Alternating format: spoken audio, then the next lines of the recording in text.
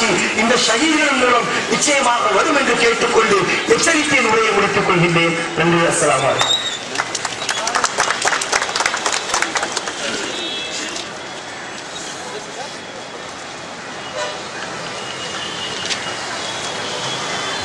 அடுத்தபடியாக தலைவர் வழக்கறிஞர் ஜெயலலிதாவின் அவர்களே, முன்னிலை வைத்திருக்கக்கூடிய அன்பு சகோதரர் ஒருங்கிணைப்பாளர் சீனி முகமது அவர்களே, தாமோதர் அவர்களே, துரை அருண் அவர்களே, யூசுப் சுலைமான் அவர்களே, சம்சத் பிரேஸ் அவர்களே, மீரான் அவர்களே, நாகூர் மீதன் அவர்களே, இத்ரஸ் ராஜிதன் அவர்களே,